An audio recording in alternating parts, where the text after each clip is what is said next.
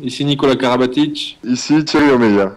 Ici Daniel Narcisse. Alors ici Jérôme Fernandez. Bienvenue sur la radio Talk and Sport.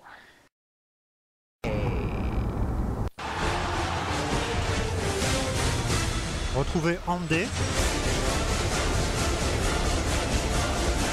animé par Ludovic Gavard.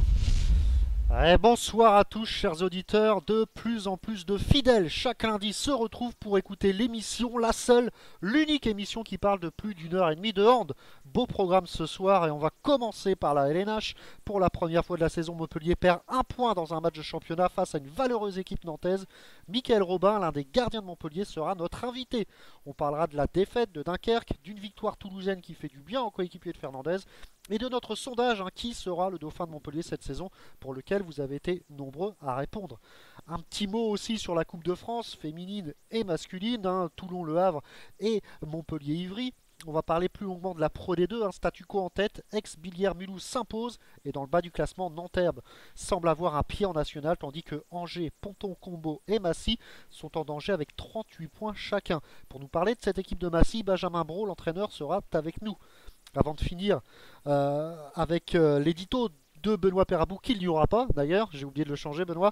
On va parler des experts. L'équipe de France se réunit ce lundi pour quelques tests à l'INSEP et seuls 18 joueurs sur les 22 sélectionnés par Onesta disputeront 2 matchs amicaux contre la Suisse. Peut-on s'attendre à des surprises? La réponse avec nos spécialistes. Pour m'accompagner ce soir, Stan Aguilar et Thomas Birat sont là. Bonsoir messieurs. Bonsoir. Salut à tous. Et puis forcément, pour une fois que Andrews... Salut Thomas. Pour une fois qu'Andrews parle de nous, indirectement, c'est grâce à son sublime but. Mika Elides est avec nous. Salut Mika et félicitations, c'était vraiment un chef-d'œuvre. Merci. Salut tout le monde. Et au lendemain d'une défaite, en grand professionnel qu'il est, Benoît Perabou tient toujours sa place le lundi. Salut Ben, comment vas-tu? Salut, ça va. Bonsoir à tous.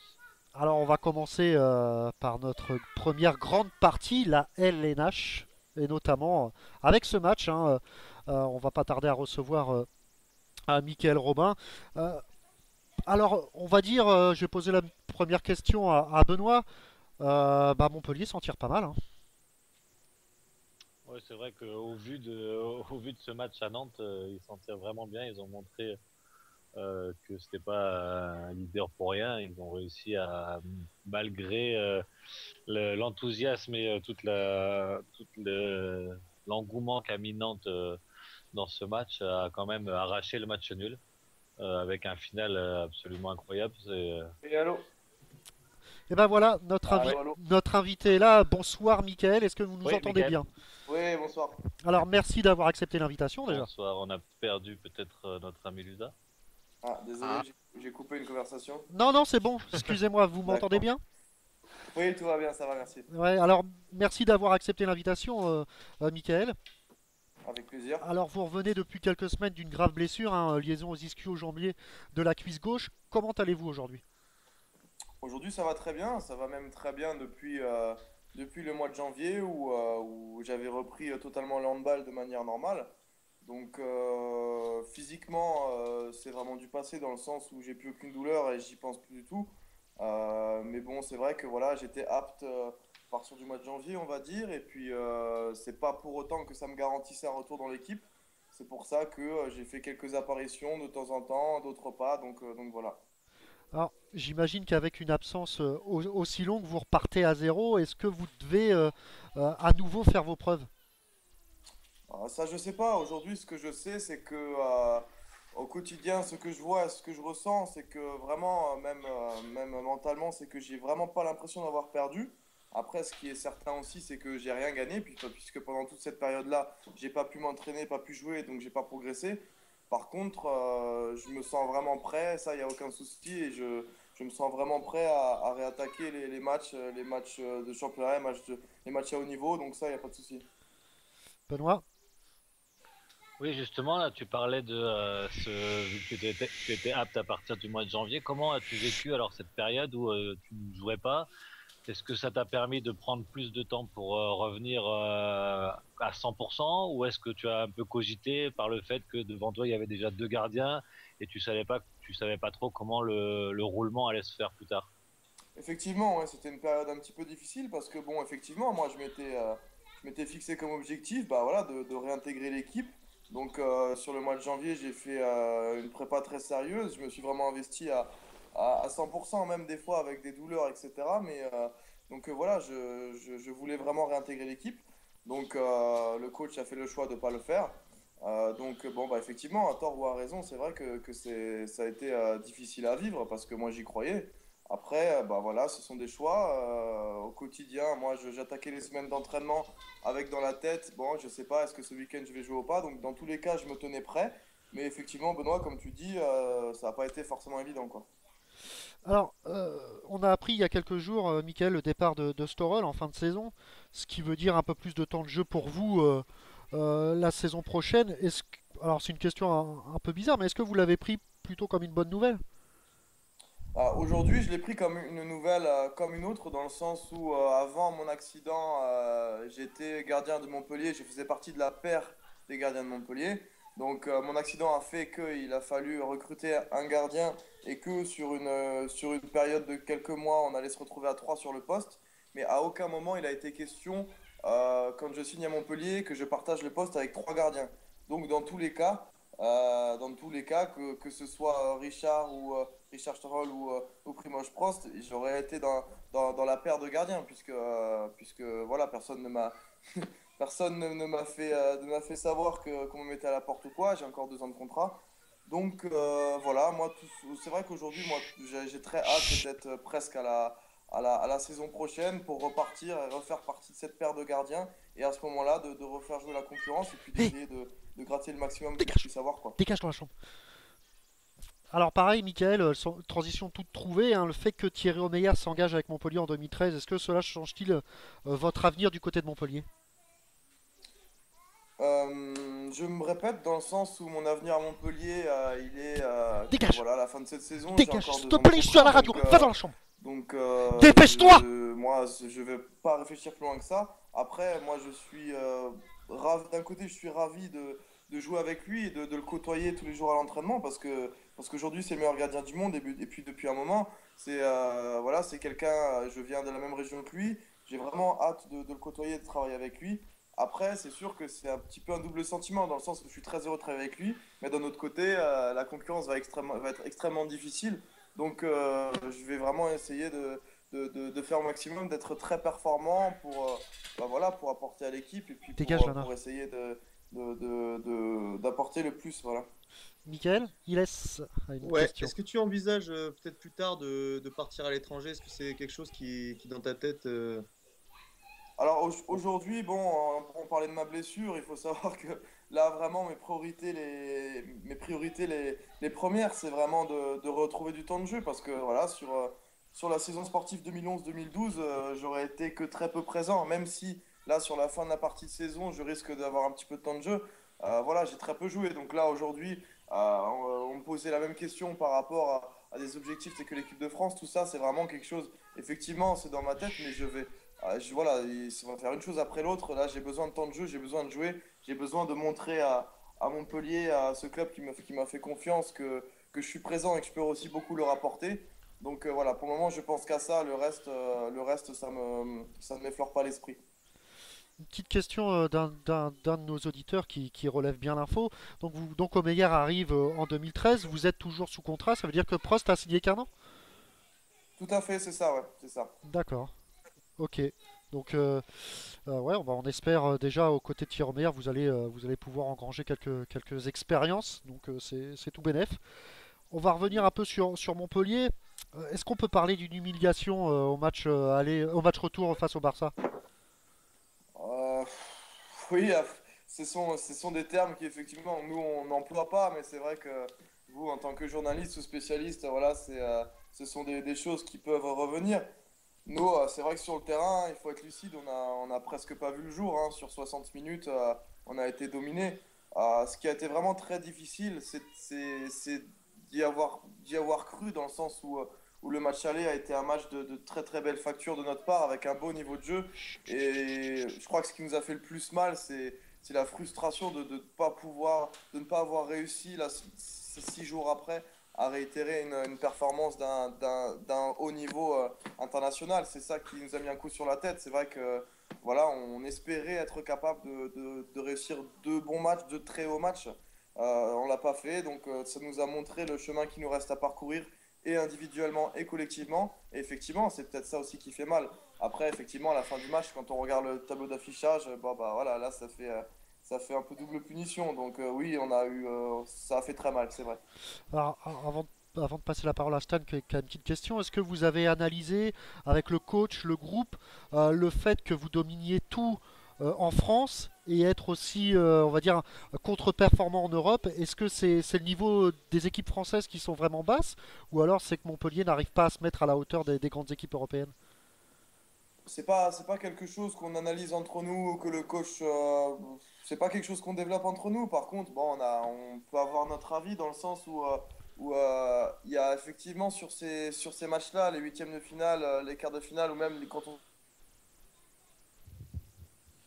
Par contre, par rapport au championnat français, moi je trouve que c'est un championnat qui a beaucoup d'avenir. On voit vraiment d'année en année, parce que on a des équipes comme Saint-Raphaël, Dunkerque, Nantes qui progressent énormément. Chambéry qui se maintient à un très bon niveau, parce que bon, nos confrontations contre ce genre d'équipe sont jamais faciles. Donc vraiment, non, le championnat de France, c'est un bon championnat. Mais c'est vrai que c'est encore un cran au-dessus sur les grosses écuries européennes, c'est vrai. Stan? Ouais, bonsoir Michael. Bonsoir. Moi je rebondis un petit peu sur la question aussi de ce match à Barcelone pour savoir quels ont été les mots de Patrice Canaillé à la fin du match. Euh, Ce sont, bon, la plupart des choses qui se disent au vestiaire, c'est entre nous, ça reste vestiaire, mais il y a eu peu de mots, dans le sens où je pense qu'on avait je pense qu'on avait tous la tête bien basse. Et puis bon, il a compris que voilà, que là, à chaud, ça servait pas à grand-chose de faire un débrief. Je pense que on va avoir, dans les jours qui viennent, dans les semaines qui viennent, on va faire le bilan de tout ça, parce que voilà, on va jouer encore les compétitions françaises, et qu'à la fin de la saison, il va falloir voir pourquoi ça n'a pas fonctionné. Et là, on aura peut-être un retour un peu plus précis du club ou du coach, mais vraiment, tout de suite après le match, et même la semaine après le match, on n'a pas encore vraiment, on n'en a pas discuté plus que ça. Alors une petite question aussi d'une internaute, hein, Sabine, qui nous dit, suite à la défaite face à Barcelone, certains pseudo-fans vous ont pas mal critiqué sur Facebook notamment. Est-ce que vous avez lu ces critiques? Et si oui, quel sentiment en ressort-il? Donc ça, effectivement, quand on fait un match de mauvaise qualité comme ça, il faut vraiment accepter les critiques, parce que ça fait partie du sport de haut niveau. On peut comprendre que nos fans aient été très déçus, etc. Après, bon, voilà, on peut pas non plus réagir à tout ce qu'on lit, parce que sinon on n'en finirait pas. La meilleure réponse, c'est sur le terrain. Et par exemple, je sais qu'effectivement, on a été conscient qu'on a déçu beaucoup de nos supporters. Voilà, on a essayé de leur répondre, par exemple, pas plus tard que ce week-end, un match à domicile contre Nantes, où voilà, où les supporters ont vu une équipe qui ont bien joué, il y avait du spectacle, on a essayé de leur faire plaisir. Donc voilà comment on essaye de répondre à tout ça. Michael, petite question? Mhm. Ouais, moi je voulais parler du recrutement un peu de l'année prochaine, parce qu'on a vu que moi depuis le début de l'année j'ai beaucoup critiqué les choix montpelliérains, notamment sur le poste d'arrière droit. Donc là on voit que finalement il y a quasiment que des arrière droits qui arrivent, donc Njokas, Metlicic, Mameloun qui peut jouer partout mais qui joue aussi beaucoup à droite. Et j'aimerais avoir ton sentiment sur l'arrivée de Metlicic, parce que c'est vrai qu'il commence à être âgé, que ça fait un moment qu'on le voit plus trop sur la scène internationale. Et qu'est-ce que tu en penses, toi? Où est-ce qu'il en est un peu? Est-ce que tu as des... Ouais. Alors moi, ce que j'en pense là, à premier abord, c'est que c'est extrêmement difficile de trouver quelqu'un qui veut bien signer pour un an, pour faire une intérim comme ça d'un joueur blessé. Donc si on prend ça en compte, et qu'on prend en compte le palmarès du joueur, je trouve que c'est une très très bonne recrue. Après, effectivement, comme tu le dis, c'est vrai que ces dernières années, du fait qu'il jouait à Cellier, on l'a peut-être un peu moins vu. mais je suis persuadé, et je pense que beaucoup de gens sont persuadés qu'il peut que apporter parce que c'est quand même quelqu'un qui a plusieurs titres olympiques, titres mondiaux. Franchement, je pense pas qu'on aurait pu trouver mieux au vu des circonstances d'une blessure et d'un contrat d'1 an. Alors, Ok. un Je petit... pense que c'est un bon compromis aussi en plus entre Newcastle et lui, donc avec l'expérience et un peu plus de sérénité peut-être pour jouer des moments chauds, des moments clés ou des phases de jeu un peu plus tactiques. Je pense que ça peut être la bonne concurrence avec Newcastle pour vraiment varier en fonction des défenses et en fonction du style de jeu. Donc je pense qu'ils peuvent être vraiment très complémentaires les deux.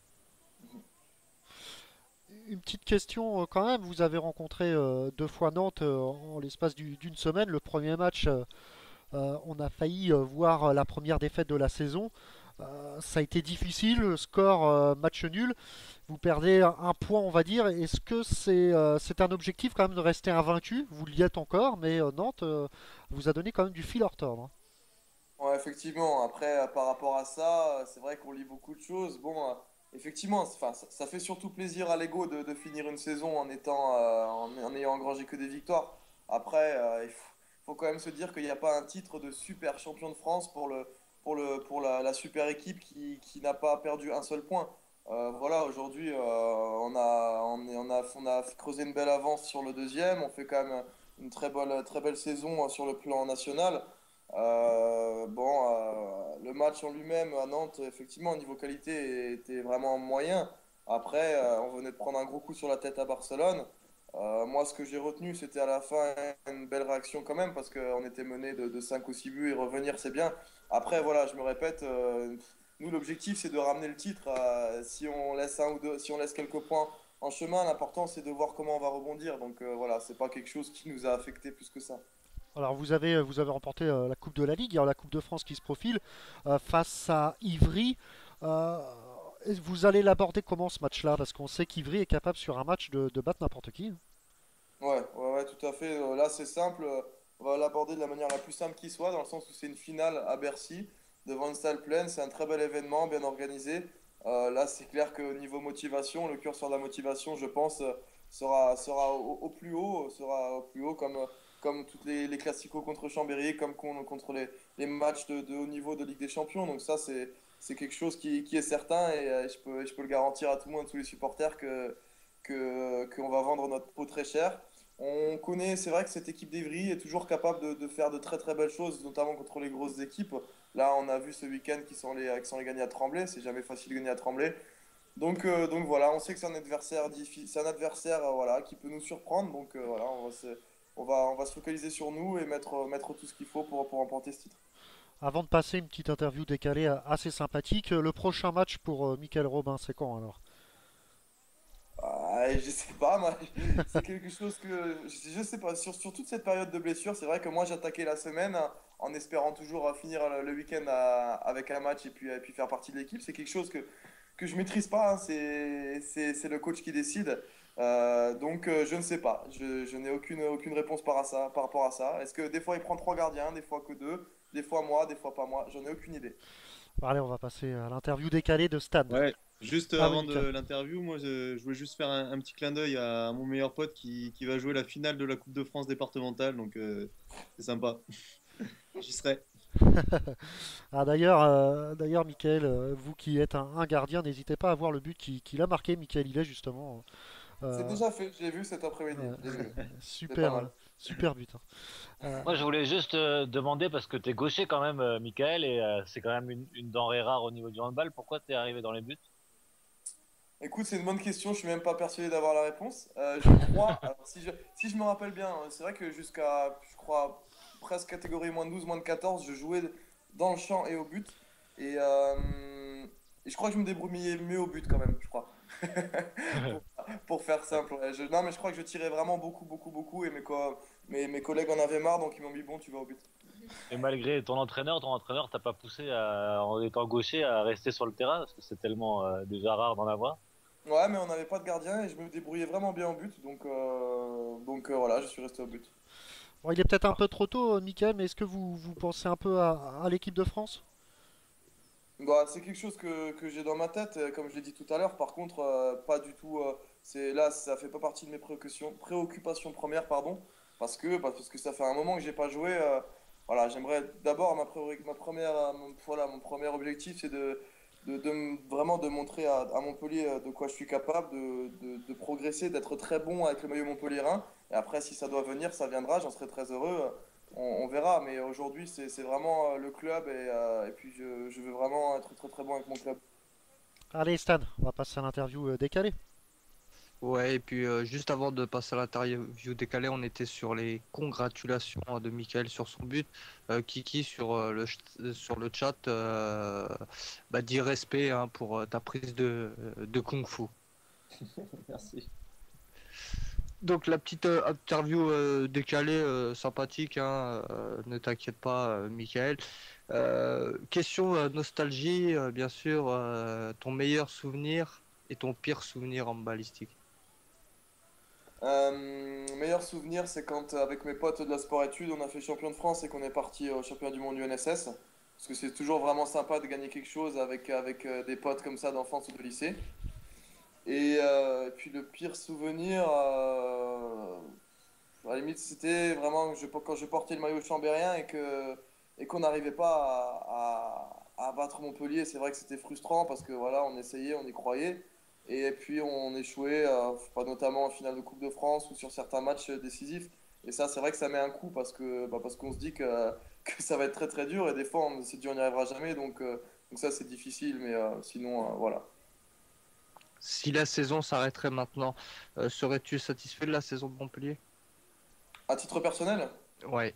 Ah non, non, pas du tout. Non, malheureusement, c'est pas forcément de ma faute puisque j'ai été blessé, mais non, c'est une saison c'est pas une bonne saison pour moi là, dans le sens où j'ai pas joué. Voilà, j'ai hâte de tourner la page et de démarrer la préparation pour la saison prochaine. D'accord, donc on va passer à des petites questions-réponses, hein. Malheureusement, depuis un certain temps, nous avons enlevé les jokers, hein. Mais Merci à Didier Dinard hein, quand vous le croisez. Il voilà, nous a piégé sur une lui question. seul est responsable de tout ça. Euh, donc, mais bon, c'est toujours dans la convivialité, hein. Célestat ou Chambéry? Célestat, c'est ma région, c'est ma ville, voilà, ça fait partie de moi. Pizza ou kebab? Pizza, j'adore la nourriture italienne. Thierry Omeyer ou Daouda Karaboué? J'aime beaucoup la gentillesse et la personnalité de Daouda, mais Thierry au meilleur parce que c'est le meilleur, quoi. Montagne ou Méditerranée? Méditerranée. Michael ou Mickey? Mickey. J'aime pas trop ça, mais c'est vrai que tout le monde m'appelle comme ça, donc voilà. Bien sûr, la question un petit peu spéciale de nos intervenants, Michael et Benoît. Michael Ilès ou Benoît Perabou? J'aimerais bien les connaître un peu plus tous les deux, parce que c'est vrai qu'on se connaît pas plus que ça. Bon, je vais dire Michael Ilès parce que Benoît Perabou, il m'a mis beaucoup trop de chabala sur ma jeune carrière, donc c'est encore en travers de la gorge. Et petit à petit, hein, Michael Ilès revient, mais doucement, mais sûrement, comme on dit, hein. C'est une sorte de compétition hein, qui est maintenant, qui s'effectue maintenant, hein, je te le dis, Michael. D'accord. Donc, slip ou caleçon? Ah, caleçon. La petite question qui peut nous fâcher à nous, bien sûr, RTS ou RTL? RTL, c'est quoi? Je connais pas. Allez, maintenant je suis du sud, RTS. Merci. Ça marche. As-tu menti pendant tes interventions? Non, jamais. D'accord. Donc la petite phrase aussi hein, que tous nos invités ont la gentillesse de dire pour nous, si j'arrive à la dire dans un très très bon anglais. Ici Michael Robin, bienvenue sur Radio Talk and Sport. Ici Michael Robin, bienvenue sur Radio Talk and Sport. Eh ben, Merci Michael. c'est parfait. Je vous en prie.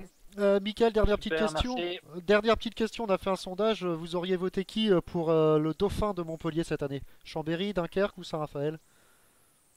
d'après ce sondage, j'aurais voté qui? C'est-à-dire sur des pronostics ou... Non, disons qu'on a fait un sondage avec nos internautes, on leur demandait qui ils voyaient en tant que dauphin de Montpellier.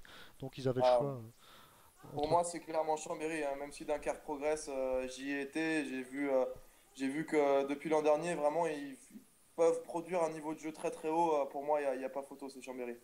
Ah parfait, parfait Mickaël, merci d'avoir été avec nous et puis au plaisir de vous revoir sur l'antenne. Avec plaisir, bonne soirée. Merci bien Mickaël et puis Merci, ciao, ciao. Merci, Michael. nous Ouais, ciao.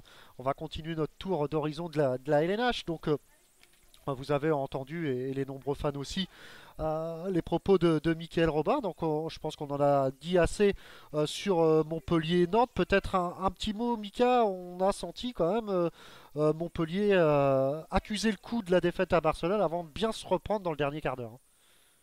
Bah forcément, ils ont eu vraiment un match difficile dans la tête à Barcelone. Je pense qu'ils s'attendaient pas à ça. Après le match aller, ils devaient sans doute y aller avec l'esprit conquérant et l'envie de faire quelque chose.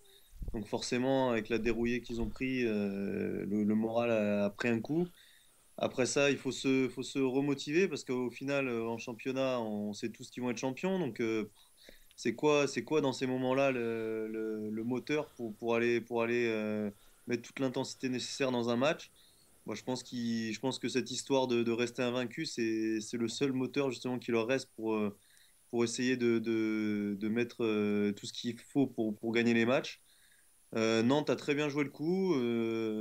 J'aimerais saluer notamment le petit jeune là que j'ai trouvé assez intéressant. Alors, je saurais prononcer son nom, c'est O'Brien Niateux, je crois. J'ai trouvé assez impressionnant physiquement, dans l'engagement physique.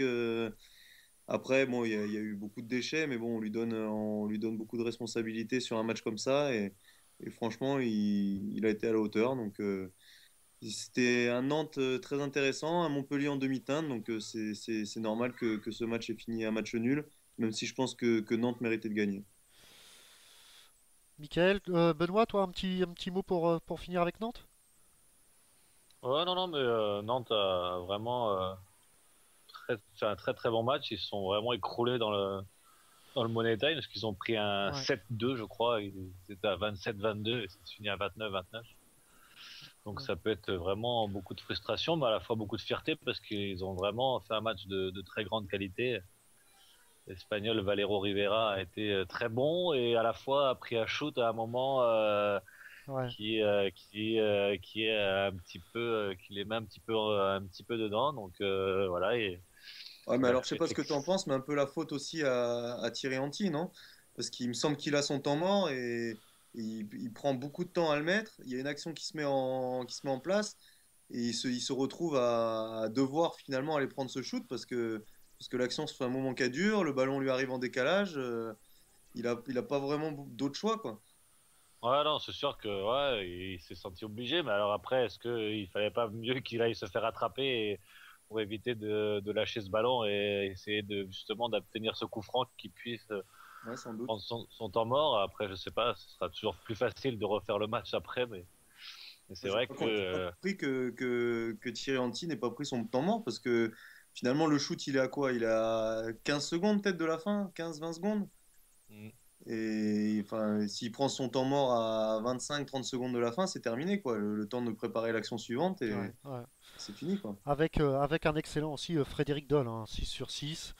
Euh, ouais. Et en parlant de John aussi, il y a Mathieu Gréby qui continue encore à impressionner ouais, ouais, ouais. par sa qualité de jump et de shoot. Il est vraiment, lui aussi, c'est Ouais, du côté. vraiment de très beaux joueurs à suivre dans le futur. Du côté de Montpellier. Oh, il y a deux faits marquants aussi dans cette 20e journée. C'est la défaite de Dunkerque sur le terrain de Créteil. Ça s'est joué à peu, 30-29 pour Créteil.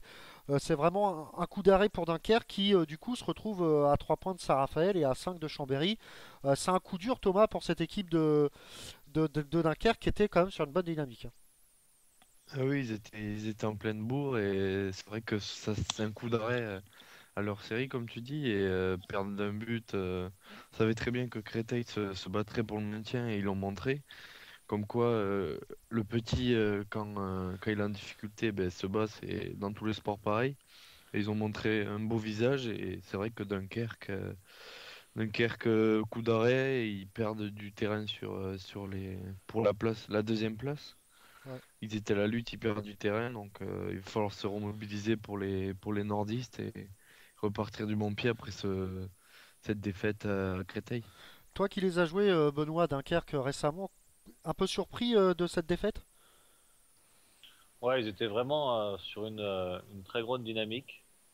Alors, est-ce qu'ils se sont pas vus arriver un peu vite ou est-ce qu'il y a eu ce petit relâchement? Je sais pas.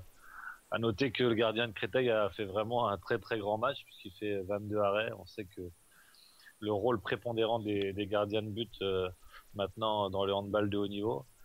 Donc ça a dû sûrement être un facteur très très important pour le résultat du match. Mais c'est vrai que j'ai été assez surpris de voir Dunkerque perdre à Créteil parce que pour les avoir joués quelques jours auparavant, ils avaient vraiment été impressionnants de lucidité et de maîtrise dans tous les secteurs du jeu. Donc bravo à Créteil qui a su gagner ce match qui était vraiment très important pour eux. Est-ce que, Mika, on peut dire que Dunkerque, c'est fini pour la deuxième place? Oh, je pense, ouais. Il reste 6 matchs, c'est ça? Ouais. Chambéry, je les vois pas forcément perdre des matchs. Et ils ont quand même pris. J'ai pas le classement en tête, mais 3 ou 4 points d'avance. Il y a 5 5 points points. d'avance. Ouais, Et ben, il y a un Toulouse-Chambéry la semaine prochaine. il y a un Toulouse-Chambéry. Ouais, ouais. Non, mais je pense pas que Chambéry va flancher, parce que comme on l'avait dit précédemment, il leur reste plus que ça à jouer dans leur saison. Et je pense qu'ils vont tenir le rythme alors que Dunkerque va peut-être s'essouffler. La quantité de matchs qu'ils ont enchaînés, ils ont encore des matchs de Coupe d'Europe à jouer.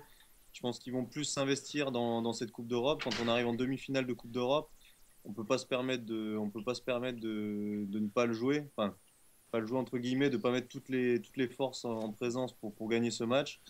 Donc je pense que sur le championnat, ils seront un petit peu en dessous en termes d'implication psychologique sans doute. En plus, avec un tirage assez favorable, puisqu'ils vont recevoir au match retour contre Magdebourg, je crois. Ouais. Donc, ils ont quand même de grandes chances de pouvoir rentrer en finale de cette Coupe d'Europe. Après, ce sera sans doute plus difficile parce qu'en finale, ce sera sans doute Reine et Karloven. Ouais, bien sûr, mais faire une finale déjà, ça peut être tout bénef. C'est quelque chose. Un autre fait marquant dans cette 20e journée, c'est enfin, j'ai envie de dire, Stan, une, une victoire de Toulouse sur les terres de Istres, 24-28. Eh ben, on souffle un peu mieux du côté de Montpellier. On respire un peu mieux du côté de Toulouse, pardon.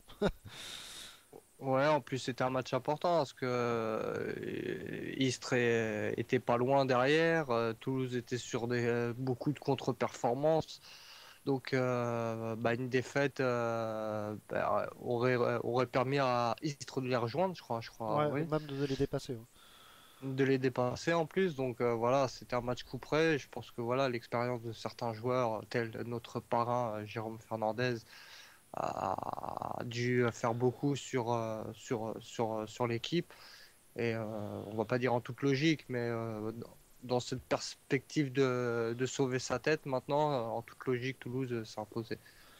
Euh, Mika, quand on voit un peu les stats des joueurs, hein, 6 sur 11 pour Jérôme Fernandez, et puis on voit le gardien quand même de Istres qui a fait un bon match, enfin un bon match, ouais, 18 sur 46.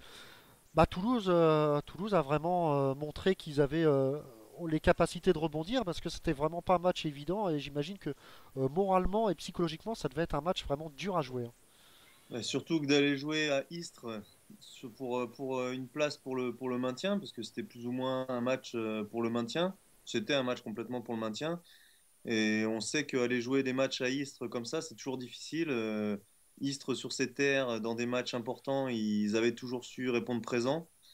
Bon, ben là, Toulouse, je pense, c'est un cran au-dessus cette année. Ils sont pas à leur place dans le classement, même si au final, leurs performances n'ont pas montré qu'ils avaient forcément la possibilité d'atteindre leurs ambitions dès cette année.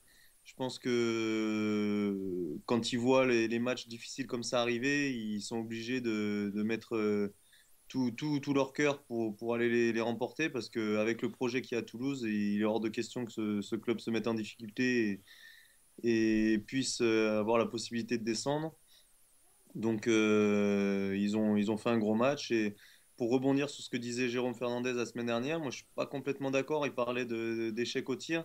J'ai regardé un peu leurs stats, ils sont quand même la cinquième équipe du championnat en termes de réussite au tir. Donc peut-être qu'il faudra qu'ils cherchent leurs problèmes ailleurs. Non, mais par contre, on avait aussi relevé le problème de l'intensité défensive. Et là, on voit que il n'y a pas de mystère. Quand tu mets l'intensité, et quand tu prends que 24 buts, tu as quand même de fortes chances de l'emporter. Donc voilà, on voit qu'ils ont rectifié au moins cette petite problématique qu'on avait relevée avec eux, avec Jérôme, justement, la dernière fois. Et à noter aussi que peut-être que Istres s'est un peu perdu entre la Coupe de France et le championnat, parce que autant Ivry a très bien suggéré l'accumulation des matchs. Autant Istres, qui avait joué en semaine à Ivry et qui s'était fait éliminer de la Coupe de France, a eu un deuxième revers d'affilée dans la semaine. Donc peut-être aussi cette manque de fraîcheur a été bénéfique pour Toulouse. Bah justement, j'imagine que là, Jérôme Fernandez part le cœur léger avec l'équipe de France.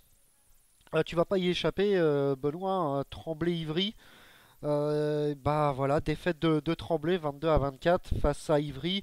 Peux-tu nous dire un peu le film du match et comment est perçue un peu cette défaite par le coach et l'ensemble de tes coéquipiers même? Bah là, à vrai dire, on est vraiment un peu abattu. On accumule la malchance puisque je viens d'avoir un texto de Romain Guillard parce que je lui demandais un petit peu des nouvelles et donc il s'est cassé le quatrième métacarpe. Donc saison terminée pour lui. Avant le match, on avait eu la regrettable information que Damien Wag ne pourrait pas participer à la rencontre parce qu'il était bloqué au dos. Donc malgré la bonne semaine qu'on avait pu mettre en place tous ensemble, on a vraiment failli sur ce match. On a réussi à résister pendant. On menait même à la mi-temps. On jouait relativement bien. On était assez présent défensivement. On manquait un petit peu de repli défensif. On a pris un peu trop de buts en contre-attaque, mais c'est vrai qu'on était dans le match et on a énormément d'occasions encore pour tuer le match qu'on n'arrive pas à faire.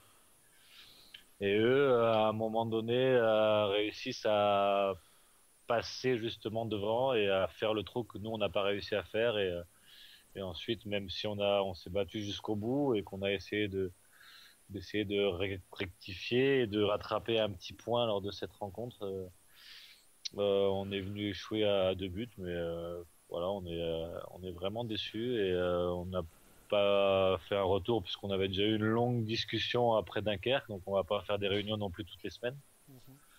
Mais voilà, il y a énormément de déceptions et j'en parlais la semaine dernière, pardon, pour un petit peu le derby, mais on a retrouvé un petit peu tous les ingrédients du vrai derby, hein, du monde dans les tribunes, énormément d'intensité, un match avec très peu de buts et avec voilà un score et une issue où on ne sait jamais qui va l'emporter. Et ça a été encore le cas hier puisque Ivry est venu gagner chez nous.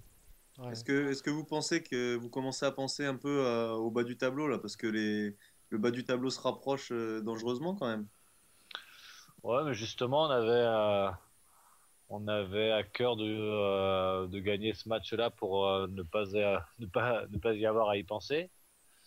Hélas, on n'a pas fait les efforts nécessaires pour l'emporter, donc peut-être que justement se retrouver dans une situation plus difficile, ça va donner plus d'entrain et plus de baume au cœur à tout le monde, se sentir un peu dans la difficulté. Peut-être que là, on n'a pas l'impression d'être trop en Bébé, difficulté, saison parce qu'on terminée, est un ça peu dans s'écrit le ventre comment? mou, on avait 6 points d'avance. Donc on se voyait peut-être un peu trop beau et pas trop en danger. Donc voilà, cette défaite-là va vraiment nous remettre les points sur les i et nous obliger à aller chercher des résultats parce que ça peut vraiment devenir compliqué si on n'arrive pas à remporter ces matchs-là qui sont largement à notre portée. Alors, un petit mot quand même, Ben, pour Romain qui n'a pas été épargné par les blessures cette saison. Donc, on lui souhaite vraiment du courage. Et puis, Moi, j'avais une petite question pour Benoît aussi, excuse-moi de te couper, Lisa. Ce match contre Paris, le dernier du championnat, la semaine prochaine, tombe mal à ton avis ou ça peut vous permettre de vous relancer? Alors, il arrivera que le 20 avril, ce match-là. En fait, il y a une belle trêve entre la semaine internationale et ensuite il y a la semaine avec la finale de la Coupe de France à Bercy. ouais, ouais. Donc, la prochaine journée n'est que dans 15 jours. Donc, du coup, ça va être très très long cette quinzaine. Autant on aurait pu être déjà plus serein et travailler dans un meilleur climat, alors que là, ça va être assez tendu pendant ces 15 jours. Et pour un match très important à Paris. Donc, du coup, il va sûrement y avoir encore énormément de rencontres, que ce soit entre joueurs, entraîneurs. On attend aussi les mots du président parce que ça fait un moment qu'on l'a pas vu et on aimerait bien aussi qu'il nous explique un peu ou qu'il nous qui donne son opinion Qu'il sur fasse son rôle de président, quoi. ce qui se passe un peu actuellement. Donc là, on n'a pas Vous toutes les attendez réponses. une soufflante, quoi. Bah écoute, ça fait partie du jeu, donc on l'a pas eu après Dunkerque. Je pense qu'il est grand temps qu'elle arrive. Après, soufflante ou pas, il faut au moins que ce soit constructif, qu'il a des choses à nous apporter, des réponses, et qu'on puisse essayer d'avancer quand même et finir cette saison qui a été pour le moins assez chaotique un peu plus sereinement. On va... Est-ce qu'il y a des pistes pour l'année prochaine déjà? Vous parlez déjà de recrutement un peu ou pas du tout? Pour tout te dire, il y a des choses qui sont dites, mais le club ne communique pas du tout dessus. Et c'est aussi sur quoi j'avais alerté pendant notre réunion à Dunkerque. C'était vraiment, on avait besoin d'un peu plus de lisibilité sur les projets du club, puisque on voit de nombreux clubs se renforcer, de plus en plus de clubs essayer d'aller titiller ces deux premiers du championnat, avoir un recrutement ambitieux, mettre tout en œuvre. Et c'est vrai que nous, on se retrouve un peu dans une situation où on ne sait pas vraiment à quelle sauce on va être mangé. On se dit que est-ce que l'année prochaine on va jouer juste le maintien ou est-ce qu'on va pouvoir encore prétendre à des choses un peu plus riches en émotions. Et du coup, Vous avez, et pour l'instant, on n'a pas encore les réponses. Le club travaille, c'est une évidence. Benoît, vous avez Le club l'impression... Benoît, vous avance avez... sur pas mal de pistes pour avoir discuté avec des personnes faisant partie du staff. Mais on n'a pas encore toute la communication qui va avec envers les joueurs et on n'a pas encore toutes nos réponses à nos questions. Vous avez l'impression d'être mis de côté ou c'est juste que... Enfin, bon, j'imagine que pour prévoir un peu l'avenir de certains joueurs, si Tremblay ne communique pas sur ses motivations et son projet sportif, ça peut vous faire perdre des bons joueurs, non? Bah ouais, c'est un peu le cas sur Romain Guillard qui a été Dunkerque. annoncé à Dunkerque. Ça fait partie aussi des causes, de Mongin aussi. pardon. Mongin aussi, qui est parti du côté de Chartres. Peut-être qu'il n'avait pas Ouais, eu les réponses. Ouais. Il nous manque vraiment des réponses et j'espère que le club prendra ses responsabilités assez vite pour que on ait quelques bonnes nouvelles et qui puissent nous permettre aussi de voir un peu plus loin que le 31 mai et de se pouvoir déjà se préparer à revivre de très grandes émotions. 20h44, bientôt on va enchaîner avec la Pro D2. Le temps pour moi de vous dire les résultats et le classement. Chambéry-Cesson, victoire de Chambéry 27-24. Célestat Paris, défaite de Paris qui truste maintenant cette dernière place 36-29. Istres-Toulouse, on l'a dit, 28-24 pour Toulouse. Nîmes-Saint-Raphaël, victoire de Saint-Raphaël qui poursuit son bonhomme de chemin 25-23 sur le terrain de Nîmes. Créteil-Dunkerque, Victoire de Créteil 30-29, Tremblay-Ivry, on en a parlé, 22-24 pour Ivry, Nantes-Montpellier, match nul 29 partout. Au classement, Montpellier toujours en tête, Chambéry et Saint-Raphaël se tiennent en 2 points, Dunkerque qui semble un peu plus relégué à la 4e place avec 5 points de retard sur la seconde qui est pour Chambéry. Et du côté du bas du tableau, c'est encore très serré entre Toulouse 10e et Paris dernier. Il y a 5 petits points d'écart. On va vite fait passer. Il y a des gros matchs hein, quand même. La 21e journée, comme tu l'as dit, c'est le 21, notamment à Toulouse-Chambéry. Et donc il y a des bons matchs. Je suis en train de regarder Paris-Tremblay, comme l'a dit Stan. On va vite fait parler de la Coupe de France féminine. On a eu le coach de Toulon qui s'est brillamment qualifié pour la finale face au Havre. Ça a été difficile, Benoît, mais Toulon s'est qualifié pour la finale et belle perf.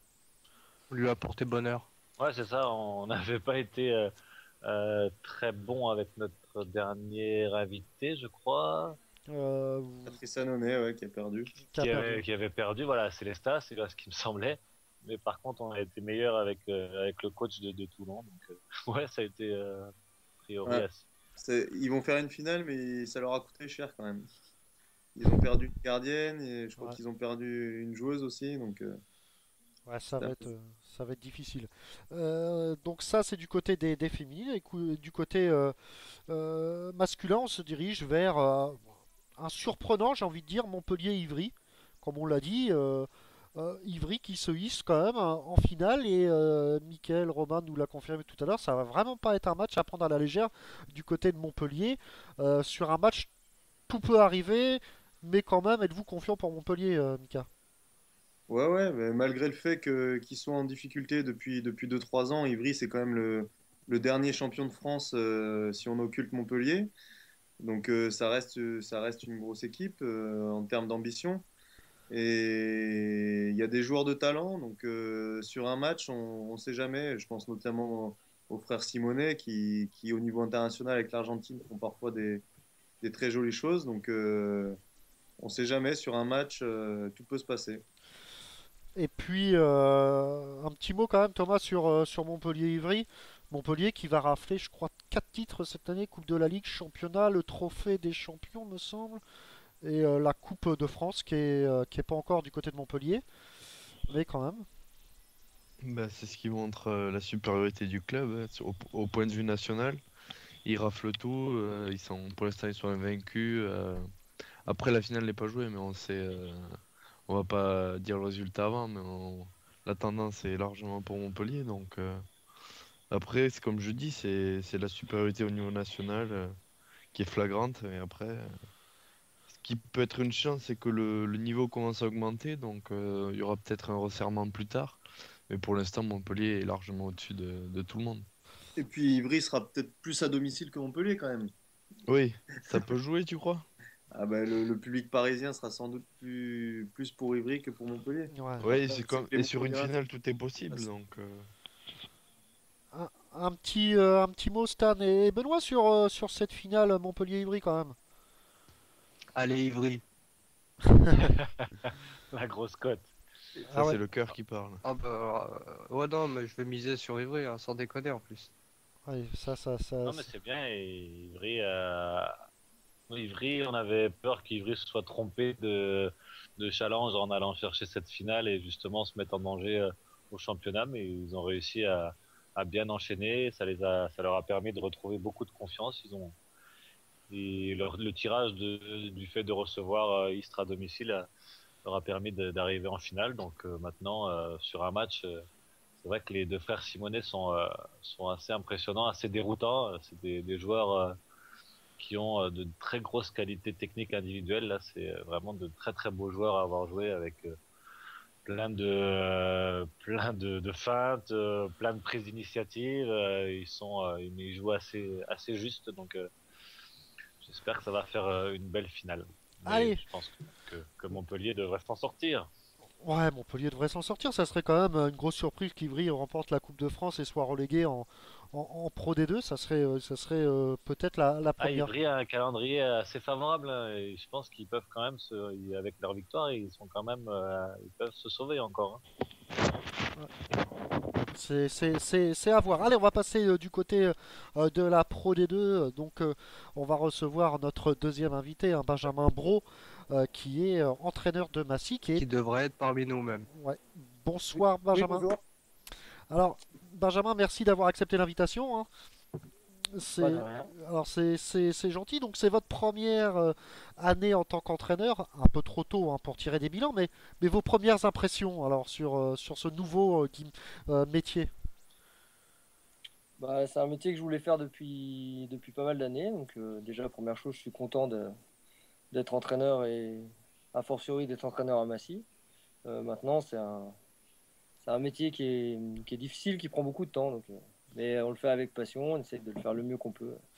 Je Alors, suis content en ce moment. alors vous êtes jeune, hein, vous allez avoir 29 ans au mois de juin, me semble-t-il. Quelles sont les raisons qui vous a poussé du côté du banc de Massy alors que vous étiez quand même joueur, quoi. Donc, est-ce que ça vous manque pas les terrains déjà en tant que joueur et quelles sont les raisons qui font qu'aujourd'hui vous coachez Massy? Voilà, c'est déjà la première raison, c'est l'occasion qui a fait que le contact du président des Grollards l'année dernière pour venir entraîner, donc ça m'intéressait. En plus, je jouais en National 2 à la CVB. Donc j'étais un peu descendu de niveau parce que je ne pouvais pas être professionnel parce que j'étais professeur d'éducation physique et en même temps entraîneur au pôle de Châtenay-Malabry féminin. Donc du coup, j'ai eu l'occasion de pouvoir venir entraîner Massy, donc j'ai pas refusé. C'était un projet qui m'intéressait. Un club dans lequel j'avais évolué, j'avais joué pendant 3 ans auparavant, donc je connaissais aussi bien, j'aimais bien la mentalité, donc j'ai accepté de relever le défi à ce moment-là. Est-ce que c'est pas trop combo contre Billière, pardon, qui arrive? Après, vous rejouez Ponton Combo, c'est vraiment deux matchs, si j'ai envie de dire, pour la survie de Massy. Voilà, bah nous on part une semaine en vacances là, et puis après on part dans la prospection des matchs de Bière et des Pontocobo, sachant qu'il va nous falloir, je pense, gagner 3 des 4 derniers matchs pour pouvoir s'en maintenir, et si possible gagner le match contre Pontocobo le 28 avril. Alors, vous êtes quand même égalité de points avec Angers, Ponto, et donc Nanterre semble quand même promis pour le national. Donc ça reste quand même des concurrents assez difficiles. Même Saintes qui est pas loin non plus, qui est à 3 points de vous, je crois. Euh, Vous avez accordé une interview aux Parisiens il y a quelques temps. Vous disiez de gagner 4 matchs et faire un résultat à l'extérieur. Est-ce que le fait d'avoir fait match nul à Vernon et de remporter un point, c'est quand même déjà une belle perf en soi? Alors c'est une belle perf. Maintenant le problème c'est qu'on est en retard au galaverge particulier par rapport à Angers et Pontocobo, donc il va falloir qu'on le rattrape à Ponto, c'est-à-dire en gagnant à Ponto. Et de toute façon, l'exploit extérieur, il pourra peut-être se faire la dernière journée à Dijon, ou au cas où on a besoin d'une victoire pour se maintenir. Maintenant, je pense que vraiment les deux matchs clés, c'est quand même Bière à la maison là, dans 3 semaines, et puis Ponto juste après, quoi. Allez, Massy! Bon, un peu pareil. Allez, Massy, hein, c'était Michael Hiles, hein. Benoît Perabou? Oui, Benjamin, comment, pour avoir joué contre toi cette année, il nous avait donné vraiment du fil à retordre, puisque, pour rappeler, on a gagné que d'un but à Massy en Coupe de France. On vous a vu très déterminé et très bon pendant pratiquement 1 heure sur ce match-là. Comment expliques-tu alors la différence de niveau de jeu que vous pouvez proposer entre un match de cette ampleur et le quotidien du championnat? Je pense que le match de Tremblay, ça a peut-être été le déclic sur notre façon d'apprendre les matchs, parce qu'avant, on disait tout le temps, on est les petits, on va faire les victimes, si on perd, c'est normal. Le match de Tremblay, c'est peut-être rendu compte, enfin les joueurs sont peut-être rendus compte qu'ils étaient capables de faire des bonnes choses quand ils se transcendaient, parce que la deuxième mi-temps, ils sont lâchés, comme ils n'avaient jamais fait depuis le début de saison, et à partir de ce moment-là, tous les autres matchs, ils ont été sur le même tempo. Donc peut-être que le match de Coupe de France à Tremblay, on a peut-être perdu un peu de force pour battre Dijon le samedi d'après. Mais ça nous a certainement aidé sur la suite au niveau psychologique, en se rendant compte que si on jouait en équipe et qu'on se battait tous ensemble en respectant le projet de jeu, on pouvait accrocher des équipes. Maintenant, après, sur la phase retour, on a juste perdu à Angers le premier match en janvier, là où on est passé complètement à côté de notre match. Et puis depuis Angers, en fait, derrière, on n'a rien lâché. Ça parlait de défaites à Aix et à Mulhouse. On n'a rien lâché, mais l'état d'esprit, il a totalement changé du début de l'année à l'état d'esprit de maintenant. Mika? Ah, on a perdu. Non, je suis là. Je pensais pas que tu voulais déjà que j'intervienne. Bah ouais.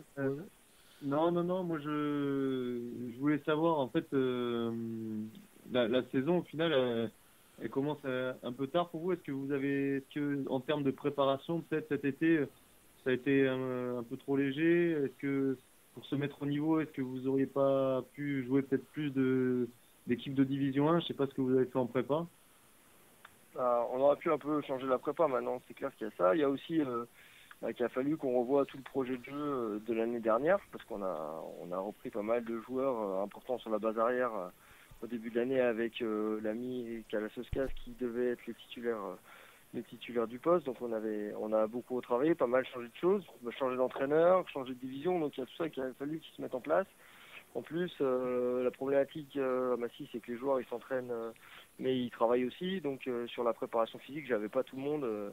Je les avais les soirs, mais il faut conjuguer le travail et la prépa physique. Donc c'était quand même dur de s'entraîner beaucoup plus. Maintenant de jouer des équipes de D1, on aurait pu faire plus de matchs. Mais est-ce que c'est ça qui nous aurait permis de faire une meilleure saison? Je sais pas. Le premier match de championnat qu'on a fait, on a battu Angers. On était bien. Après, on a failli gagner à Saintes. On était égalité à 100 minutes de la fin. On a été gagné à la 4e journée à Nancy. Mais c'est surtout après Nancy, de la 5e à la 13e journée, je crois qu'on a fait qu'un match nul. C'est vraiment là où on a pêché. Alors, est-ce que c'est la préparation? Peut-être. On la reverra certainement l'année prochaine. Mais je pense que c'était surtout un problème d'état d'esprit et de mise en condition pour les matchs, quoi. Et sans vouloir être méchant, est-ce que Kalasoskas, c'est pas un peu une recrue en carton? Ouais, disons qu'il a eu un peu de mal cette année. Maintenant, est-ce que le projet de jeu il est fait pour lui? C'est pas certain. Voilà, il est en difficulté en termes de statistiques. C'est vrai depuis le début de saison. C'est un joueur qui coûte cher au club et il me semble, j'ai pas son contrat, mais c'est un investissement du club et au final c'est pas rentabilisé. Ouais, non, sur la rentabilité, c'est vrai que c'est un petit peu difficile. Donc du coup on a changé un peu le projet de jeu. On joue avec un droitier à droite ou bien on joue avec Benjamin Vizio qui peut aussi jouer un petit peu sur la base arrière de temps en temps. Voilà, maintenant on essaye de s'adapter. Donc lui il a eu du mal cette année. Mais bon, ça se trouve il va nous faire les 3 derniers matchs et nous faire rester en Division 2. Hein. Je sais pas, mais c'est vrai que le projet de jeu peut-être qu'il lui convient pas, mais il est un petit peu en difficulté sur je m'attendais à un buteur et il met pas trop de buts. Donc, voilà. Il semble avoir un peu dans bon point aussi, non? Ça a toujours été ou c'est cette année? Je sais pas, maintenant sur la question est un peu difficile. Maintenant, j'ai jamais eu un joueur. Je connais pas forcément ce joueur et je le vois sur les matchs que j'ai vus. Il sert à rien, quoi. Il est lent, il est censé être quelqu'un qui va mettre des buts et je vois pas trop comment il pourrait en mettre. Il a un bras, certes, mais dès que ça monte un peu sur lui, donc est-ce que c'est un manque, je sais pas, est-ce que à Massy, peut-être que du fait que vous soyez pas pro, vous entraînez peut-être pas assez, je sais pas.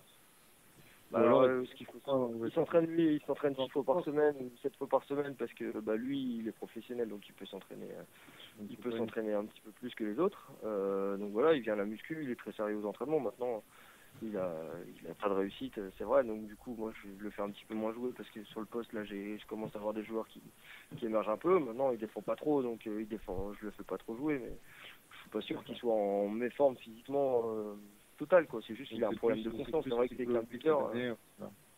D'accord. Ouais, voilà, ça va pas marcher cette année. Maintenant, il donne des bonnes balles, mais le problème, c'est que moi, j'ai besoin de buteurs, quoi. Les équipes, elles savent qu'ils tirent pas trop, donc ils montent pas dessus. Et dans le projet de jeu, j'avais prévu au début de l'année, justement, d'avoir ce tireur-là, gaucher sur la base arrière pour équilibrer mon jeu. Donc j'ai dû tout revoir mon projet de jeu, quoi.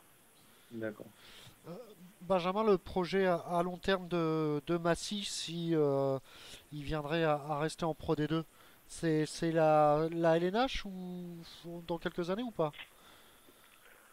Non, je pense pas qu'on puisse se permettre de dire que Massy vise la LNH dans quelques années. Je pense que notre objectif avec le président, on y sera toujours, c'est déjà de structurer le club, d'avoir une grosse base de formation et de s'appuyer sur nos jeunes départementaux ou régionaux pour monter et jouer sur les équipes 1. Maintenant, on a quand même un budget qui est limité, qui va se mettre en accord avec les exigences de la D2 l'année prochaine. Mais on restera toujours sur le même leitmotiv de former les jeunes et après de leur donner une voie vers l'équipe 1, puis après vers la LNH dans d'autres clubs s'ils veulent. Maintenant, je pense que déjà, il faut qu'on se pérennise en Division 2. Il faut qu'on ait plus de jeunes, qu'on fasse encore plus la part belle aux jeunes. Et puis, si un jour on doit accrocher les playoffs dans 5-6 ans, ce sera quelque chose de bien. Maintenant, l'objectif LNH à Massy, il me paraît en ce moment utopique, quoi. Et au niveau personnel, votre ambition personnelle, déjà votre contrat, je crois qu'il dure jusqu'en encore 2 ans, je crois, non? Non, non, mon contrat là, je me suis réengagé moi, avec Massy pour l'année prochaine. Ouais. Pour une année de contrat. Voilà, moi l'objectif il est clair, c'était de faire mes armes pendant 2 ans à Massy. Après, si je dois rester 3, 4 ou 5, 6 ans, je sais pas.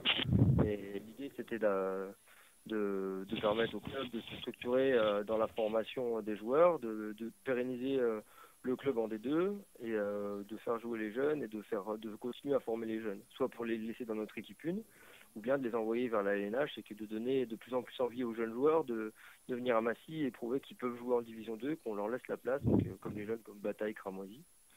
Et puis après de récupérer d'autres pour faire la même chose, les former, les amener vers la LNH, et ainsi de suite, quoi. Et donc, Vous avez un partenariat avec des clubs de l'ENA, justement? Non, non, on n'a pas de partenariat avec des clubs de l'ENH. On travaille, pour l'instant, on a des partenariats avec les clubs voisins. Là, on essaye de mettre ça en place petit à petit. Ça, c'est dans la structuration du club. Maintenant, je commence à connaître un petit peu les entraîneurs de l'ENH. Ça va être le moment de discuter avec certains pour voir si on peut avoir des jeunes, récupérer des jeunes, ou est-ce qu'eux vont récupérer un jeune. On va faire ça c'est le moment ça va être le temps de faire ça, quoi.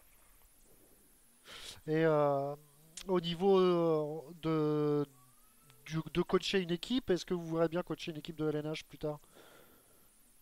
Ouais, plus tard, ouais, parce que je pense qu'il faut quand même prendre son temps. Là. La D2 pour moi, c'est un bon palier. Donc je suis content de le faire, je suis content d'être à Massy. Maintenant, il faut déjà prouver en tant que coach aussi ce qu'on est capable de faire pour après aller en LNH. C'est clair que moi, l'objectif plus tard, c'est de pouvoir coacher à ce niveau-là, quoi. Et le terrain en tant qu'ancien joueur, ça vous manque pas trop? Non, pas spécialement. Au début de l'année, un petit peu. Surtout quand ça allait pas trop, je me suis dit, bon, ça serait bien de temps en temps retourner sur le terrain.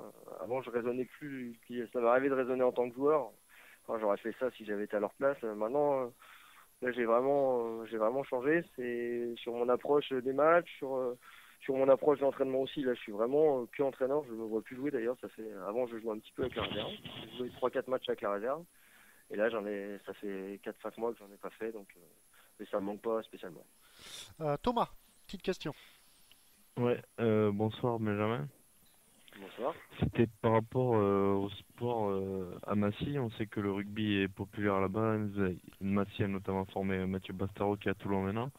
C'est pour savoir la place du handball à Massy en fait.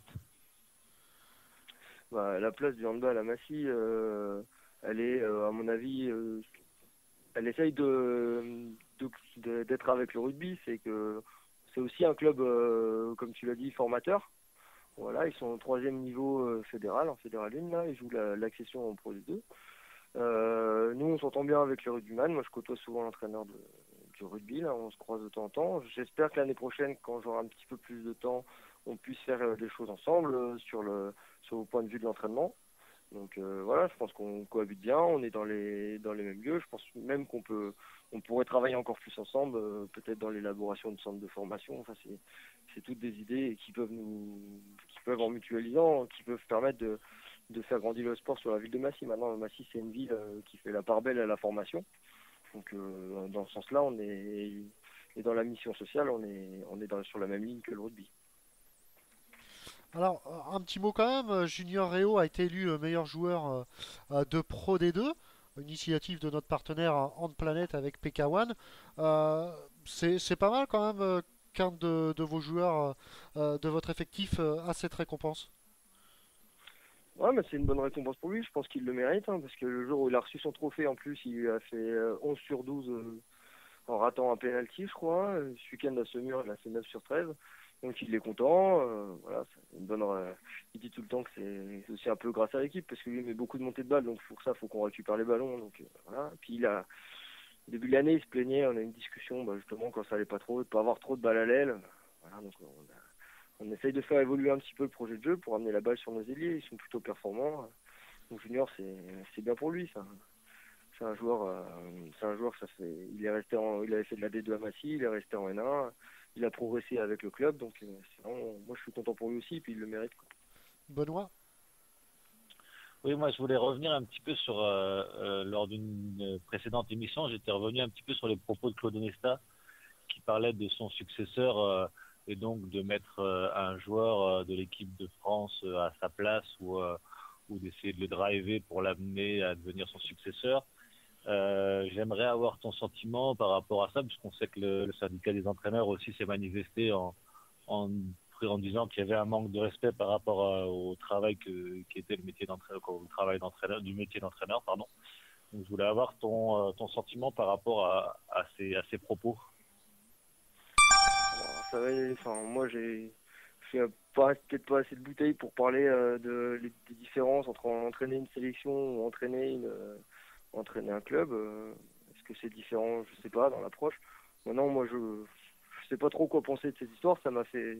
J'ai bien écouté ce qu'il disait. Maintenant, si c'est Fernandez ou un autre, moi ça me dérange pas, hein, du moment que les résultats ils suivent derrière. Maintenant, je connais ni Fernandez ni les autres. Ni Canaillé ni Gardan, donc moi je j'ai pas trop d'avis sur la question. Je pense que je suis pas, moi ça me dérange pas ce qui s'est dit. Après c'est Onesta, si s'il veut placer Fernandez, peut-être que c'est une bonne chose, mais j'ai pas forcément de préférence là-dessus. Ouais, mais en même temps tu te rends bien compte que pour le vivre au jour le jour, c'est un vrai métier, entraîneur. Ah oui, sur le fait que oui, ça c'est sûr, c'est un vrai métier. Donc il y a quand même aussi cet aspect-là de la fonction d'entraîneur, qui n'est pas seulement de la représentation, c'est aussi, comme tu l'as souligné, un projet de jeu, même si de grands joueurs ont réussi à être de grands entraîneurs, mais c'est vraiment pas une valeur sûre. Donc voilà, je posais un peu la question de savoir si ça pouvait être, si c'était la vérité, quelle était la vérité en fait. Et donc c'était pour ça, voilà, pour avoir un peu aussi le sentiment d'un entraîneur. À entraîner, en fait, je pense qu'on apprend à entraîner en entraînant, quoi. C'est vraiment, enfin, moi je vois que cette année, je m'étais renseigné, mais ça fait 4 ans que j'entraîne un pôle espoir, mais c'est pas du tout pareil qu'en entraînant une équipe où il y a la pression des résultats, où il y a le projet de jeu à mettre en compte, à tenir en compte aussi des blessures et tout ça. C'est vraiment quelque chose qui est assez compliqué, qui prend du temps, même parce qu'il prend du temps dans le gymnase, mais en dehors du gymnase. Maintenant, est-ce qu'on peut passer directement du terrain à entraîner une sélection nationale? Je sais pas. Je sais même pas si ça s'est déjà fait. Alors Benjamin, il y a pas mal de monde et il y a quelques-uns de vos joueurs hein, qui sont sur le chat. Bon bah ils se cachent un peu sous des pseudos indescriptibles, mais on vous écoute. Alors attention, le chambrage demain risque d'être sévère, hein. Benjamin, un petit mot sur le futur champion de Pro D2. Vous voyez qui? Moi, je vois bien Aix-en-Provence, parce que ils m'impressionnent par rapport à leur richesse d'effectifs. En plus, là, ils ont gagné un match difficile contre Besançon, même si c'était à la dernière seconde, c'est quand même les 3 points. Et puis, Villiers, ils viennent à Massy, donc j'espère qu'ils vont perdre quelques points là-bas. Et moi, quand on a été joué chez eux, ils m'ont fait forte impression, mais j'aime bien cette équipe d'Aix. Voilà, je parierais sur Aix. Une petite dernière question pour Stan et après on va vous laisser vaquer à vos occupations et c'est très gentil de nous avoir accordé du temps. Stan, petite question? Oui, je t'entends très mal. Je sais pas si vous m'entendez bien. Je vais faire la question Ouais, Benjamin, vous m'entendez bien? Très bien. Ok, ça marche. Donc, Benjamin, ton meilleur et ton pire souvenir handballistique? Alors, mon meilleur souvenir handballistique, c'est ma première année de senior avec mon équipe de Nancy. Quand j'avais 15 ans, j'étais pris sous la houlette d'anciens. Et on est monté de la Nationale 2 en Nationale 1 où ils m'ont appris ce que c'était la vie sur un terrain et en dehors du terrain. Ça, c'est ma meilleure année, mon meilleur souvenir handballistique, il est général. Et le pire souvenir, c'est la défaite d'un but en demi-finale du championnat du monde Intersport Études à Strasbourg. Ah, Stan, il y a un petit décalage. Donc, Stan, t'es là? J'ai eu un petit bug. Bon, bah écoutez. Je n'entends plus Benjamin. Non, bah, c'est Normal, il parle pas. Voilà. Bah écoutez, merci Benjamin d'avoir été avec nous et encore désolé pour ces petits problèmes techniques. Pas de mal. Donc on espère vous avoir et puis surtout bonne chance pour la suite pour votre équipe et bon courage pour la fin du championnat. Merci bien, à bientôt. Alors juste Benjamin, juste Oui. on a oublié la petite phrase de promotion de notre émission. Si vous pouvez Oui, dire, la phrase magique. voilà, si vous pouvez dire ici Benjamin Brault, bienvenue sur RTS, tout simplement. Ici Benjamin Brault, bienvenue sur RTS. Parfait, c'est parfait. Merci. Merci Benjamin et bonne chance pour la suite. Merci bien, Au revoir. à plus, ciao ciao. Au revoir, au revoir. Alors on vous l'avait dit, qu'on allait faire tout pour avoir Benjamin. Ça a été un peu chaotique, mais nous y sommes arrivés. Donc merci à tous les auditeurs d'avoir été patients. Alors, on devait parler de l'équipe de France, forcément, des experts qui se réunissaient cette semaine pour 2 matchs importants, j'ai envie de dire. Face à la Suisse, pardon. Juste un petit mot, je sais qu'il est 21h30, mais juste un petit mot quand même à Mika et Benoît. On s'attend, est-ce qu'on peut s'attendre à des surprises sur la liste que Nesta va donner? Je vous rappelle qu'il a donné une liste de 22 noms et seul 18 sera retenu pour le match de la Suisse. Est-ce qu'on peut s'attendre à des surprises, Benoît? C'est une bonne question. C'est une bonne question. C'est pour ça que je la pose. Non, moi je pense pas. Hein. Je pense que sur 18, Ça, c'est la question, je ne connais pas. Il y aura peut-être des surprises sur les 14, mais sur les 18, je pense pas. Benoît, pareil, même avis? On peut pas voir un Quentin Mahé ou un Quentin Mahé dans le groupe, par exemple? Ou à la place de Dal Karaboué, pardon, un Samuel Dumoulin? Un Cyril Dumoulin, Cyril. Franchement, non, je crois pas non plus, mais ouais, la liste des 18 va être encore assez ouverte. Après, ce sera, c'est vrai, la liste des 14 qui risque d'être peut-être nous donner quelques surprises, mais dans les 18, je pense qu'il va prendre 3 gardiens. Je pense pas qu'il prenne que 2 gardiens. Quoi, après, voilà, je pense qu'il va quand même encore remettre la concurrence entre Carabou et Dumoulin. Même si après l'issue finale, on la connaît pas encore. Et Cyril Dumoulin avait de grandes ambitions pour enfin acquérir cette place de numéro 2, mais non, ça va être. Je pense qu'il n'y aura pas extrêmement de surprises sur cette première présélection. Donc, liste des 14 hein, qui va être sujet un peu sur nos antennes à un grand jeu concours. Vous pouvez gagner des maillots, mais ça, on en reparlera en temps et en heure. Un petit mot sur le chat, un dédicace à Maxime Dimilo, Yvon Lézé et Mathias Dumoulin. Donc voilà, c'est quelques joueurs qui étaient de Massy qui est venu un peu nous rendre visite sur le chat et écouter leur coach. On les en remercie. La semaine prochaine, mes amis, donc ça va être équipe de France parce que c'est un peu la trêve, on va dire internationale. Vous reprenez que, j'ai envie de dire, le 20.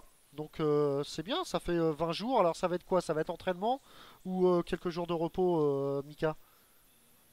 Et nous, on est au repos jusqu'à jeudi. On l'a mérité avec notre victoire face à Besançon. Et Après, il y aura une semaine de physique pour reprendre de la dynamique et reprendre du coffre pour terminer cette saison. Il y aura 4 matchs d'affilée, donc ça va être long parce qu'on n'a pas eu l'habitude cette année d'enchaîner les matchs.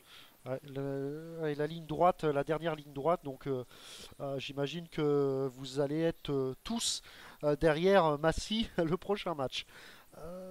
Benoît, pareil, alors vous, c'est quoi? C'est un peu de repos et après vous enchaînez par un travail un peu foncier pour reprendre et faire la dernière ligne droite, c'est pareil?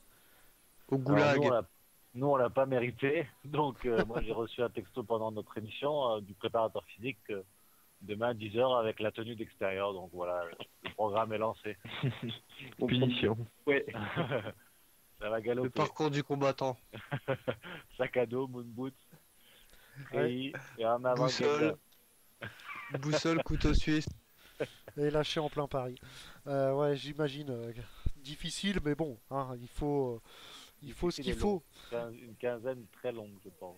Ouais, une quinzaine de très longue. Alors, un petit prono quand même avec tout l'ensemble de l'équipe sur France-Suisse. Ça devrait pas te poser de problème. La question que je peux me poser, la nécessité de jouer la Suisse, c'est quoi pour retrouver de la confiance? Mais bon, c'est plutôt un match piège parce que si on ferait une contre-performance, ça serait vraiment inquiétant, quoi.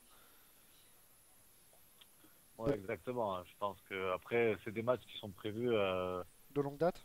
de longue date. Voilà, je pense qu'il y a des rotations avec les équipes internationales. C'est toujours prestigieux de pouvoir jouer contre la grande équipe de France. Donc c'est voilà, c'est une bonne opportunité pour les équipes adverses. Pour la France, ça tombe pas plus mal dans cette période un petit peu encore où tout le monde est dans la compétition, où c'est pas le moment encore de dépenser de l'énergie pour rien. Donc un match qui est largement à notre portée, avec voilà un groupe qui a besoin de retrouver un fond de jeu, des valeurs collectives. Donc je pense que il y aura la fête sera là et tous les ingrédients seront importants à mettre en place pour essayer justement de déjà se projeter dans la préparation olympique qui va se faire aussi que sur des matchs amicaux puisque la France est déjà qualifiée. Donc quand même utiliser ces matchs à bon escient pour recréer un petit peu cette dynamique qui nous a fait défaut lors de la dernière compétition internationale. Alors, une semaine, Mika, de rassemblement pour l'équipe de France, ça va permettre de bien parler, de bien discuter et surtout d'évacuer cet euro manqué et bien se projeter pour l'euro, pour les JO. Ouais, mais je pense qu'ils n'auront pas forcément tous la tête à l'équipe de France. Ils sont là, ils sont contents de se retrouver. C'est plus pour retrouver un peu les potes, pour pas qu'il y ait trop une grosse coupure entre l'Euro et les JO. Mais bon, il y a des mecs qui sont encore en Ligue des Champions, il y en a qui sont encore en lutte dans leur championnat. Donc il y a l'enjeu sportif est nul sur ce week-end international. C'est juste pour se retrouver, quoi. Donc on va laisser la parole à Thomas Estan. Juste un petit prono, France-Suisse, aucune surprise, la France devrait et doit et va même s'imposer face aux Suisses, Thomas. Ils vont Non, s'imposer moi, et ils vont pouvoir en plus poser un petit peu d'oseille sur les comptes là-bas. C'est parfait. Thomas, Attention à la délocalisation fiscale. Attention. ça peut être dangereux. Fiscale. L'évasion fiscale, pardon. Thomas, Quelques bijoux, tout ça. Ah oui, j'allais parler, mais ça m'a coupé la chic, donc... Non, je disais oui, Logic devrait être respecté. Après, il peut en profiter pour faire tourner un peu, pour intégrer certains joueurs au groupe en vue des JO, des petits nouveaux, donc c'est l'occasion de faire ça. bah écoutez, parfait, on va conclure cette émission là-dessus. La semaine prochaine, ça va être une émission, on va dire, spéciale équipe de France avec des invités, forcément. Quelques joueurs de l'équipe de France, je pense que ça va être possible. Et on espère que le rassemblement aura remis les choses au clair avec les joueurs, le coach, le staff, et puis qu'on tous ensemble vers les JO. Bah merci Mika donc d'avoir été avec nous et profite bien jusqu'à jeudi pour la dernière ligne droite qui est très importante pour la suite d'Aix, hein, quand même. Eh ben, exactement. Je vais me reposer. Alors, Voilà, semaine prochaine. alors Benoît, bah, je te dis pas bonnes vacances, hein. Demain, bah, c'est un peu Bleu de chauffe. voilà, bleu de chauffe et ça va être difficile. Par contre, euh, une grosse pensée pour Romain Guillard qui a vraiment pas été épargné cette saison. Et ouais, on va l'appeler Edouard au doigt d'argent, aux mains d'argent, hein, qui galère un peu avec ses mains depuis le début de la saison. Donc, hélas, on va devoir faire sans. Ça va être encore un handicap supplémentaire. Ouais, donc info Andé, hein, la blessure de Romain Guillard et donc pas mal de messages de soutien de Cécilia qui dit que c'est pas possible, Tremblay n'est pas verni cette année et ni Romain Guillard. Donc voilà, c'est noté. Thomas, toi on te retrouve quand d'ailleurs? Je ne sais pas. En ce moment, je suis un peu débordé. Un de ces Donc, quatre. je pense que le mieux, ce serait lundi, ouais. Lundi. Allez. Je serai bien frais, t'inquiète pas. De retour du Gers, donc je serai revigoré. Lundi de Pentecôte, hein, n'oubliez pas les chocolats pour Benoît. Exact. Et Mika, Thomas, pas Rien mal. pour Benoît, là, ils sont en mission. Ouais. Pâté en boîte. Donc Ration de combat. Thomas, tu as quelques interviews à retranscrire, donc voilà, c'était assez intéressant. Et puis Stan, pour mardi, Liberté pour les auditeurs. C'est plus mercredi maintenant, c'est mardi. Ouais, mais il a pas entendu, donc ça tombe Ouais, bien. non, ouais, ça a coupé, j'ai pas entendu, désolé. Non, je te disais, Ben m'induit en erreur, il me dit c'est pas mardi. Non, je déconne. Mercredi, Liberté pour les auditeurs. Bah oui, comme d'habitude, mercredi liberté pour les auditeurs, hein. Nous aurons le créateur du site La Grinta, le créateur du clip contestataire du plan Le Prou. Donc il y aura encore pas mal d'invités mercredi. Donc comme d'habitude, à ne pas manquer. Et comment expliques-tu cette défaite à Nancy? Hein? Et comment expliques-tu cette défaite à Nancy?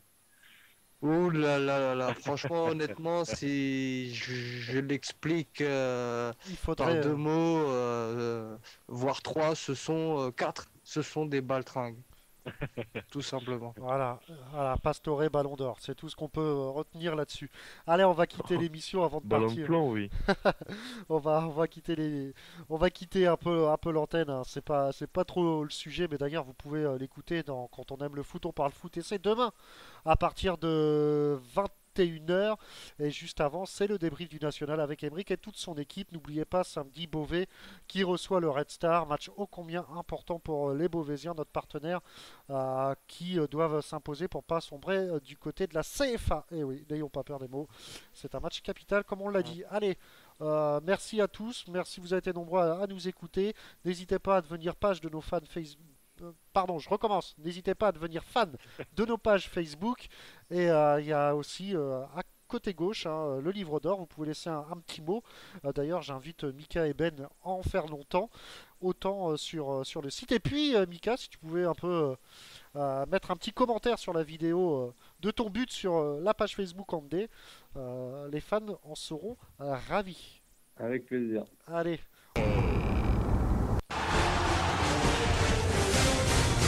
Retrouvez Andé, animé par Ludovic Gavard. Bonsoir à tous, chers auditeurs. De plus en plus de fidèles chaque lundi se retrouvent pour écouter l'émission, la seule, l'unique émission qui parle de plus d'1h30 de hand. Beau programme ce soir et on va commencer par la LNH. Pour la première fois de la saison, Montpellier perd un point dans un match de championnat face à une valeureuse équipe nantaise. Michael Robin, l'un des gardiens de Montpellier, sera notre invité. On parlera de la défaite de Dunkerque, d'une victoire toulousaine qui fait du bien en coéquipier de Fernandez et de notre sondage, hein, qui sera le dauphin de Montpellier cette saison, pour lequel vous avez été nombreux à répondre. Un petit mot aussi sur la Coupe de France, féminine et masculine, hein, Toulon-Le Havre et Montpellier-Ivry. On va parler plus longuement de la Pro D2, un statu quo en tête, ex-Billière-Mulhouse s'impose et dans le bas du classement, Nanterre semble avoir un pied en national, tandis que Angers, Ponton, Combo et Massy sont en danger avec 38 points chacun. Pour nous parler de cette équipe de Massy, Benjamin Brault, l'entraîneur, sera avec nous. Avant de finir avec l'édito de Benoît Perabou, qu'il n'y aura pas d'ailleurs, j'ai oublié de le changer Benoît. On va parler des experts, l'équipe de France se réunit ce lundi pour quelques tests à l'INSEP et seuls 18 joueurs sur les 22 sélectionnés par Onesta disputeront 2 matchs amicaux contre la Suisse. Peut-on s'attendre à des surprises? La réponse avec nos spécialistes. Pour m'accompagner ce soir, Stan Aguilar et Thomas Birat sont là. Bonsoir messieurs. Bonsoir Salut. à tous. Et puis forcément, pour une fois que Andrews... Salut Thomas. Pour une fois qu'Andrews parle de nous, pour une fois qu'Andrews parle de nous indirectement, c'est grâce à son sublime but. Michael Hilles est avec nous. Salut Mika et félicitations, c'était vraiment un chef-d'œuvre. Merci. Salut tout le monde. Et au lendemain d'une défaite, en grand professionnel qu'il est, Benoît Perabou tient toujours sa place le lundi. Salut Ben, comment vas-tu? Salut, ça va, ça va. Bonsoir à tous. Alors on va commencer par notre première grande partie, la LNH, et notamment avec ce match. On va pas tarder à recevoir Mickaël Robin. Alors on va dire, je vais poser la première question à Benoît. Montpellier s'en tire pas mal. Ouais, c'est vrai qu'au vu de ce match à Nantes, ils s'en tirent vraiment bien. Ils ont montré que c'était pas un leader pour rien. Ils ont réussi à, malgré l'enthousiasme et tout l'engouement qu'a mis Nantes dans ce match, à quand même arracher le match nul avec un final absolument incroyable. Et allô? Et ben voilà, notre invité est là. Bonsoir Mickaël, est-ce que vous nous entendez Mickaël. bien? Oui, bonsoir. Alors merci d'avoir accepté l'invitation déjà. Bonsoir, on a perdu peut-être notre ami Luda. Ah, désolé, j'ai coupé une conversation. Non, c'est bon, excusez-moi, vous m'entendez bien? Oui, tout va bien, ça va, merci. Ouais, alors merci d'avoir accepté l'invitation, Mickaël. Avec plaisir. Alors vous revenez depuis quelques semaines d'une grave blessure, liaison aux ischio-jambiers de la cuisse gauche. Comment allez-vous aujourd'hui? Aujourd'hui, ça va très bien, ça va même très bien depuis le mois de janvier où j'avais repris totalement le handball de manière normale. Donc physiquement, c'est vraiment du passé dans le sens où j'ai plus aucune douleur et j'y pense plus du tout. Mais bon, c'est vrai que voilà, j'étais apte à partir du mois de janvier, on va dire, et puis c'est pas pour autant que ça me garantissait un retour dans l'équipe. C'est pour ça que j'ai fait quelques apparitions de temps en temps, d'autres pas, donc voilà. Alors, j'imagine qu'avec une absence aussi longue, vous repartez à zéro. Est-ce que vous devez à nouveau faire vos preuves? Alors, ça, je sais pas. Aujourd'hui, ce que je sais, c'est que au quotidien, ce que je vois, ce que je ressens, c'est que vraiment, même mentalement, c'est que j'ai vraiment pas l'impression d'avoir perdu. Après, ce qui est certain aussi, c'est que j'ai rien gagné, puisque pendant toute cette période-là, j'ai pas pu m'entraîner, pas pu jouer, donc j'ai pas progressé. Par contre, je me sens vraiment prêt, ça, il n'y a aucun souci, et je me sens vraiment prêt à réattaquer les matchs de championnat, les matchs à haut niveau, donc ça, il n'y a pas de souci. Benoît? Oui, justement, là, tu parlais vu que tu étais apte à partir du mois de janvier. Comment as-tu vécu alors cette période où tu ne jouais pas? Est-ce que ça t'a permis de prendre plus de temps pour revenir à 100% ou est-ce